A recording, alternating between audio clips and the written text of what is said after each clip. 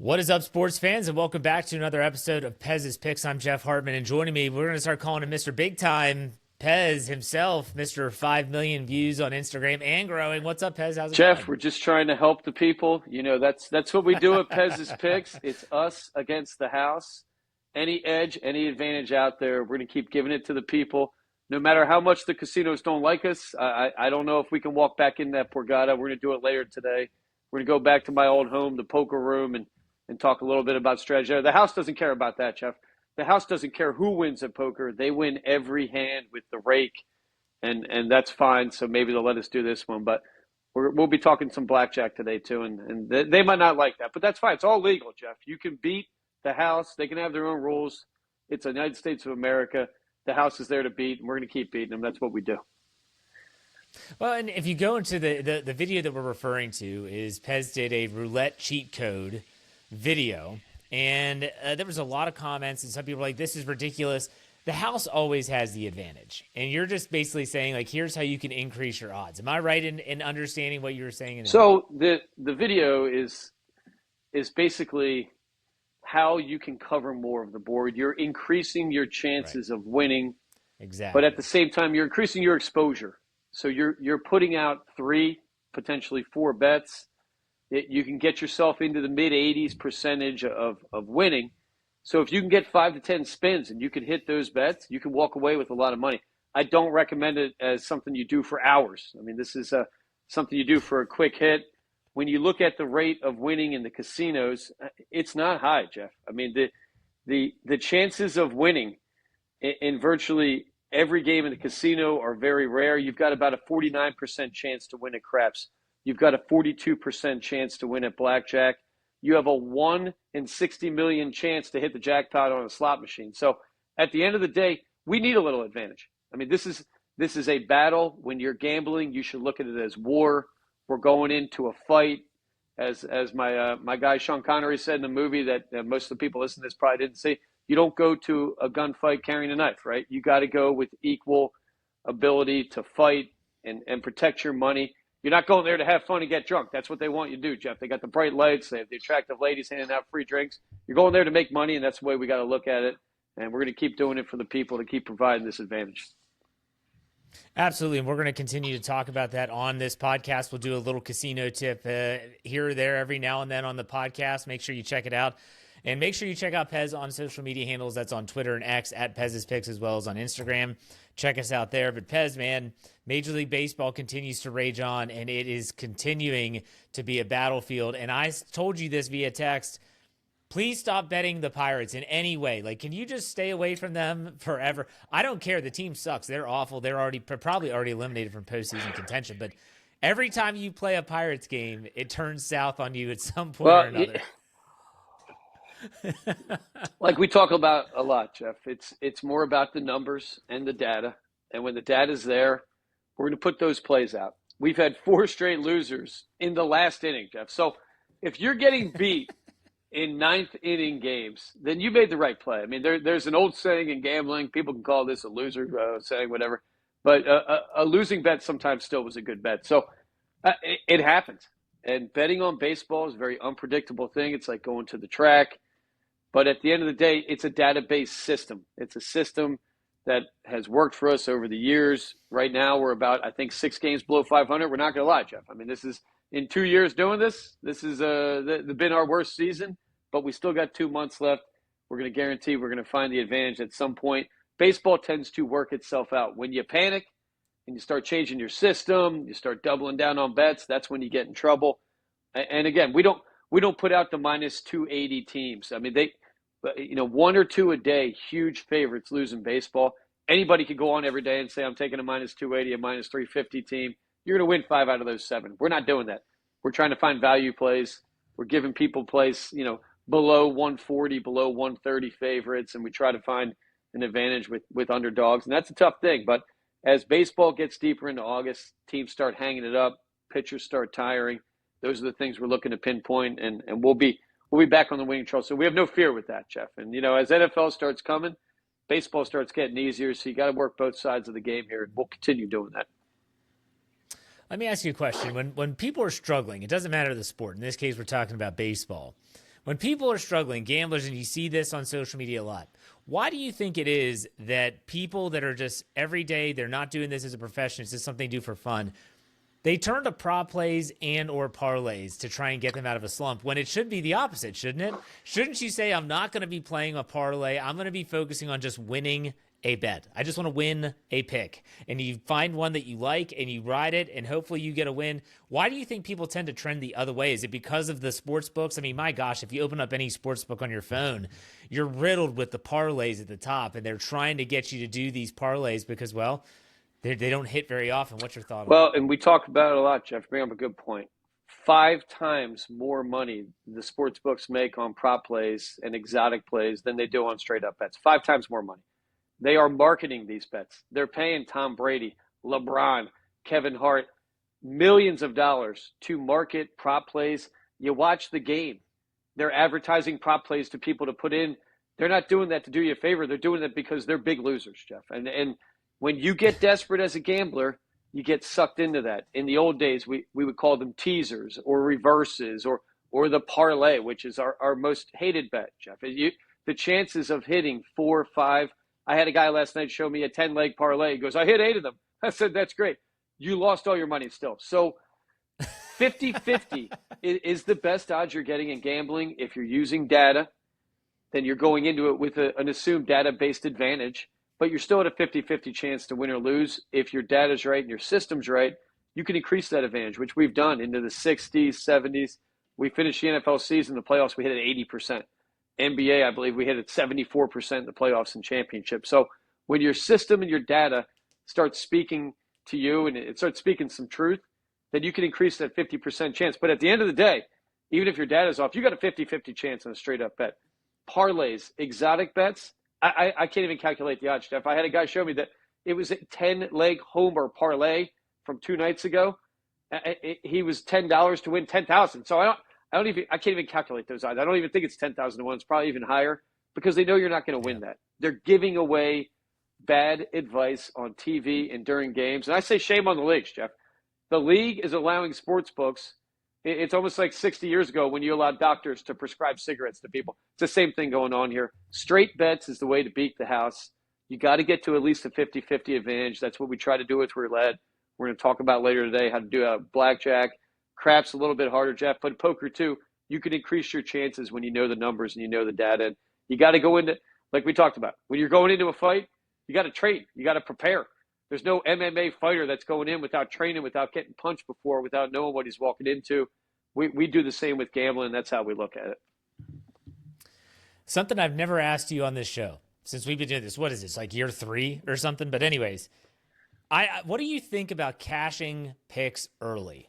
And this is not for every sporting event, although you can cash in early, but in football games even, especially in a sport like golf. We'll talk about golf as the FedEx Cup playoffs are getting started this Thursday. But I'll tell you a story. This is not me. This was a friend of mine who, for the PGA Championship, if you remember, Jonathan Vegas was leading the tournament after 2 rounds of golf. So after 36 holes, he's leading, and he had him as a long shot play. And they were willing to pay him a lot of money to say, just take the money. And I told him, I said, you should take that money because he's not going to hold his lead for the weekend. I think that you'd probably be better off cashing out. What's your thoughts on cashing out? Which I was actually right. I told him to take the money. He didn't. Vegas ends up finishing tied for 5th, and he wins nothing. So what do you think about those books that are trying to give you money to give you a chance to get some money before maybe cashing out on a really well? And again, anytime you think a sports book or casino is giving you something, they're not giving it to you, right, Jeff? Their data, their algorithm is suggesting they are at threat to losing a big bet. Now, in golf, is that a wise play? It's a case-by-case situation, of course. If I bet on a horse in the Kentucky Derby and I'm going to win, say, $1,000, and they're on turn 3, and I'm offered $500 and it's a close race, I might take that. That might be a wise decision. If I'm watching an NFL game and I notice the quarterback's limping, or maybe I pick up something that an arm injury, the velocity's down, maybe cashing in a bet if I bet on that quarterback is a wise decision. But it's case by case. Generally, I would say it's not a good decision. if the casino or the sports book is offering you an early out and giving you a profit, I think it's because they're worried. Their algorithm's showing they're worried. And again, there is a human base to it. I know some guys in Atlantic City that work the sports books. They tell me they do sit down, they adjust odds based on action, based on likelihood, based on exposure to them, risk exposure. So, but during a game, this is all algorithm computer based. So I would trust the computer. If I'm kind of questioning my play and I can make a profit, all profits are good, Jeff. We talk about this all the time on this show. When you walk out of a sports book, a bet, a casino, when you can walk out with money in your pocket, that's a winning day. So not a unwise thing to do if you're going to walk away with profit. But if you're a gambler, Jeff, you got to roll the dice, right? You got to keep the money on the board. You got to go down with the ship sometimes. So it's an interesting thing. I think it's a lure.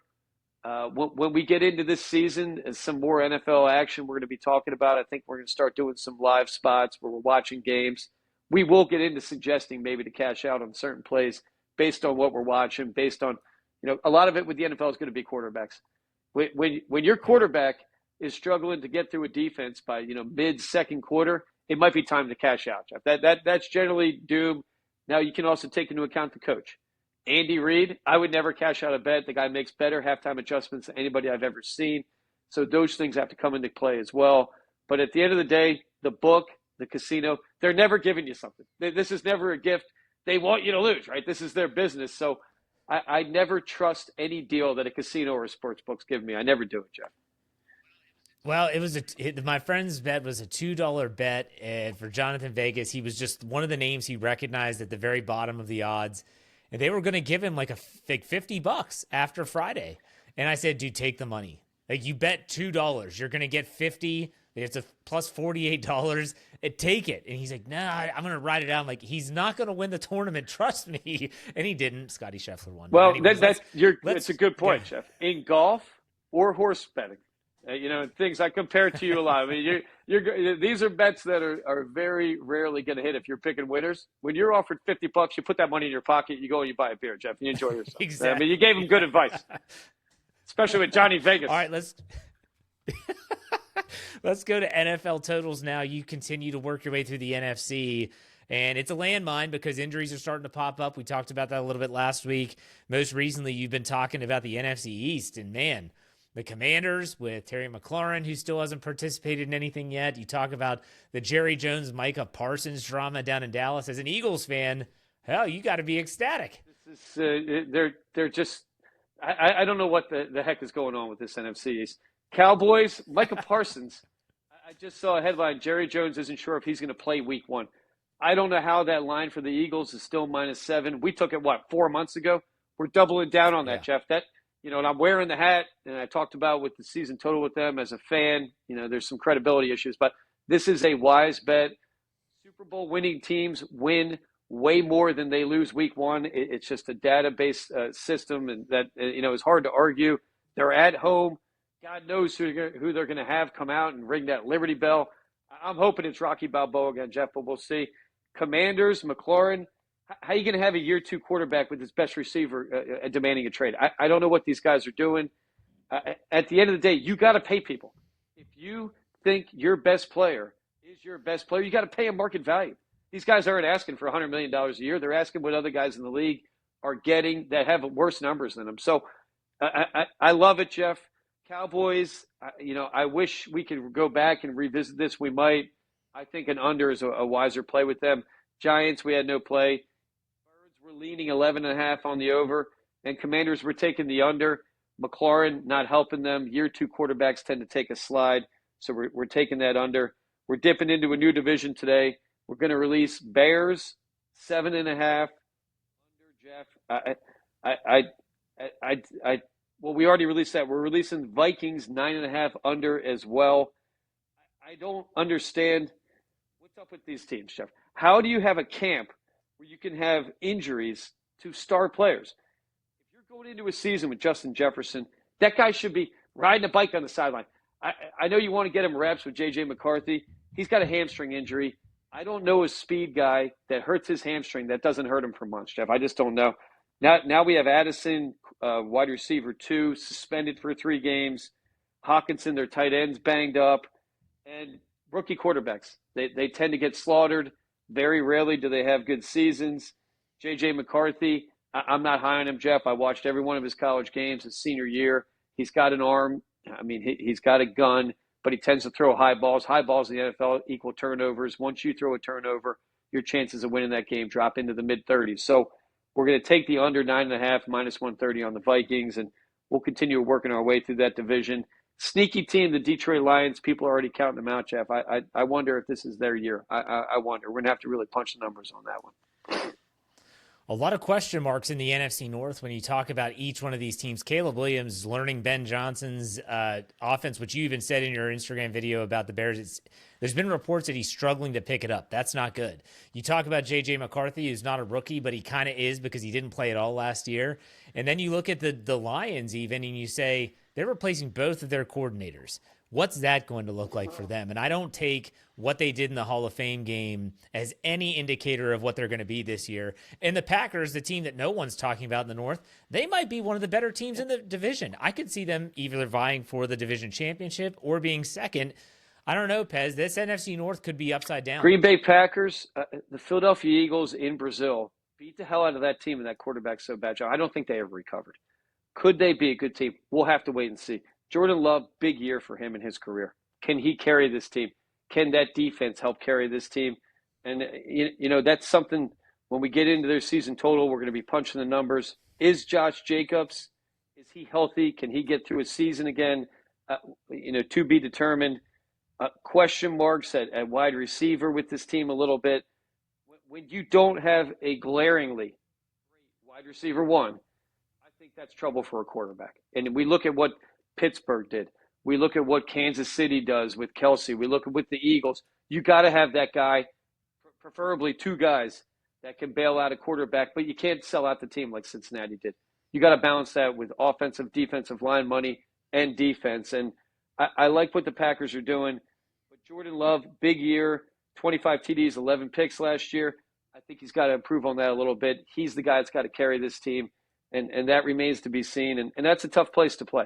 When you got to play outside in Chicago, you got to play outside in Green Bay, you got to go indoors of that track in Detroit. That's a tough division with differing environments. So I am not big on that division. That's a very difficult division to kind of come into the playoffs healthy and feeling good, but remaining to be seen with a couple of these teams. And we'll have those numbers out by the end of the week. How many divisions do you have left? Obviously, this is going to wrap up the NFC North. You've done the NFC East. Are you going to the West or the South? We'll go with the South, and then we're going to finish with the West. And when we just take a snapshot look at the South and the West, there's a lot of W's in those divisions, Jeff. I don't think out of those 8 teams we got a chance of a Super Bowl champion. Buccaneers, sneaky team. I think Baker Mayfield has grown into a better quarterback than a lot of people think. He's in a small market. Nobody cares about anything in Tampa, Jeff. It's a beautiful place. I've been there many times. People could care less about the baseball, the hockey, the NFL. They're out there having fun, right? So easy market to reinvent your career. A guy that's tough as nails. When we look at his numbers last year, 41 TDs and 16 picks. Phenomenal numbers. And I think with a little bit increase on the defensive side and a little bit more protection from him, I think that team maybe could be a long shot contender to do well in the playoffs. But those other 7 teams, forget about it, Jeff. I mean, we got a bunch of dogs there. We're not going to take the under on all of them, but we are going to look at them as teams to bet against going forward. Carolina, I mean, dumpster fire. Saints, I mean, who knows what's happening there. And the 49ers, I don't think we have a good future with them. Team seems to be on the decline. Trading away Debo, not a good thing for that team. All right, before we finish up with some golf talk, I want to tease kind of what's going to be coming up and some different changes to the Pez's Picks podcast platform as we head into football season. It's hard to believe already in August and early September, college football is going to be in full go. So is the National Football League. And this year, we're going to do things a little different. It's difficult when we record this podcast on Wednesday and it runs on Thursday for us to give you solid plays, especially in the National Football League when all the injury reports haven't been released. The latest odds haven't finally settled. And so what we decided to do with both college and the NFL is Pez is going to be giving you a solo show, very short, probably about 5 to 7 minutes in length, give or take. and he's going to have one college football picks podcast, one NFL picks podcast. They're going to run probably on Friday and Saturday, respectively, college first and NFL next. And then we'll be giving you some teasers on our social media platform. But that way, Pez can give you his best selections for that weekend slate of games. Pez, I know you're probably excited about this. I'm excited about the NFL for sure, Jeff, and college football. I'm not too excited about, but we're going to find winners. We talk about it a lot. When you're wagering money, you're talking about kids in college, and I've been there, Jeff. These guys, some of them are doing bong hits the night before the game, Jeff. But at the end of the day, we're going to find the winners. We're going to look between the bong hit smoke, and you know, there's a database system for college. It's a little bit different than NFL, but we will find some winners, less than we'll find in the NFL. College, you know, similar to any college sport, it's the Wild West. I mean, we have the NIL, we've got transfers, and sometimes you got to let that stuff play out. I'd be lying to you if I said I knew how good the Fresno State running back 3 was last year, who maybe transferred to Boise. I'd be lying to you if I knew that guy. So week 1, week 2, a little bit of a learning curve for college, but NFL, we go in hot. We know what we're getting into. Thank God we have this Hard Knocks, Jeff. I'm learning a lot about these Buffalo Bills. I don't know. I don't know if I like everything they're doing, Jeff. Seems a little soft at camp. Seems a little bit laid back for me. I don't know. I don't know, Jeff. I love Josh Allen, though. I think he's one of the best quarterbacks in the last 20 years. But I'm not sure about that team. A big year for them as well. And you know, Fred's Pittsburgh Steelers fan, probably liking hearing this. I'm a little bit down on that team from what I see so far. But that we'll see going forward, Jeff. We'll see. I don't see a lot of personality with that team. I see a lot of laughter, a lot of kind of hugging, and you know. At the end of the day, you want guys fighting in camp, right? Andy Reid broke up a fight in preseason camp last week. That guy got in the middle of man dancing, and that's what you want to hear. You want guys hungry. You want people fighting for a championship, not out there singing and lolly-dolling around some college campus, Jeff. So we'll get to the winners, and you know, we can't wait for this new format. We'll break down games, and we'll give you our best bets, and we'll give you reasons why and the data behind them. And it's going to be exciting. In the next 2 weeks, it's going to all be happening, Jeff. We're finally through this summer. That's right. The hottest summer of my life, Jeff. You know, I live at the beach here down in South Jersey. We've had a west wind, Jeff, which blows in hot air and pollen. When you live at the beach, you don't want allergies, Jeff. That's the one thing that we pay for at this beach. It's been awful, but the winds have changed. We're going to get back on the winning streak in baseball. We can't wait for football. I just can't wait. And for those that are wondering, is anything going to change with this podcast? No, this podcast will be here every week. We'll talk about picks that went right, picks that went wrong, talk about all the other sports action that's going on. Those 2 extra podcasts are just going to be extra for Pez's football picks during the season, so make sure you check those out. But let's finish up with some golf talk. The FedEx Cup playoffs begin. The St. Jude's Classic, or Championship, I think it's what it's called, the St. Jude's Championship. And this is supposed to be a full field event, Pez. This is supposed to have every good player playing. You had to qualify for this, and Rory's not playing. He's sitting out because they changed the formatting. They said that you only need to qualify for East Lake. He's already done that by being a major championship winner. He's been a multi-winner on tour this year, and he basically said, fine, I'm not going to play. You and I are not Rory McIlroy fans. Let's make that very clear. But, man, that's a punk move, in my opinion. This is supposed to be the culminating event for the PGA Tour, and he's just sitting out. Jeff, we've talked about this guy. I don't know what's going on in the head of Rory McIlroy. And when you have early fame as a kid, Tiger Woods has gone through this. I guess it's tough. After he wins the Masters, he basically said, I don't give a shit anymore about these tournaments, right? So I don't think it's ever a solid wager to bet money on an athlete who says they don't really give a damn anymore. So I'm not surprised. I think he's done this before. He's paid fines for missing some of these events. And you know, I like that this new format. They're coming into it even. If you gave Scotty Scheffler 10 strokes over the field, we wouldn't be watching it, right? So, you know, and he's coming in plus 280. Very difficult to ever bet against this guy at this point. You know, I've changed my mind, Jeff. Maybe he was cutting raviolis. I thought there was some domestic issue or something in January, but apparently that's what he served at the Masters dinner. I read, Jeff, his dad's rav. So tough to bet against him. You know, there's some guys that are lobbying to get on the Ryder Cup. So we have a lot of guys that really need to have a good showing. Guys that haven't been playing too well. Olberg at plus 3,000, maybe a good play this week. I mean, you look at any of these names on this list, everyone's a good play. A guy that we've been talking about a lot, Ben Griffin. I like his chances. I'm trying to find his odds, Jeff. I don't have him in front of me this second. Another guy that's coming in hot, who I think could contend for this championship, Keegan Bradley. You know we love him, Jeff. We're going to keep betting that guy till he wins again. Plus 4,500. I like him. But this is a tough tournament. I mean, you could make a valid argument that any of these guys are going to win, maybe even Justin Thomas. I mean, this is a guy who's done incredible things in golf, multiple major winner, a guy that, is coming in, not the hottest of his life, but at any time could explode, a great iron player. And, I see Tommy Fleetwood's name up there. I know you like him, Jeff, plus 2,500. Maybe at some point this guy wins. I don't know. His data says he should have won multiple times this year. So maybe that all comes together this week. I don't know. Ben Griffin plus 3,500 on the sportsbook that I'm looking at in front of me. So take that for what it's worth. I know you were looking for those odds. Tommy Fleetwood. Hey, Cameron Young got off the schneid last week at the Wyndham Championship. Tommy Fleetwood, is this the week? Could he do it in the FedEx Cup playoffs, the St. Jude? There's something about the algorithm that they like him. He has the third best odds. And then, I wonder, Jeff, I'm always questioning the sports books and why they do things. Are they luring us into that bet, right? I mean, how are you going to have a guy as the fourth seed who's never won a tournament? I don't know. Ben Griffin, Southern boy, North Carolina boy, Memphis, Tennessee. It's not too far away. It's still Southern, Jeff. So plus 3,500. I'm taking Ben Griffin to win this thing. That guy striping the ball. He's a young guy. He wears the cool shades, Jeff. He wears the Super Trooper shades. We need this guy on the Ryder Cup. We need guys like him with a little moxie, a little bit of guts out there. And I'll take him at plus 3,500. Okay, so I'll tell you this. If you're sitting there thinking, okay, I think Scotty's going to win at plus 280, first you make that play if you think he's going to win. It's not good odds.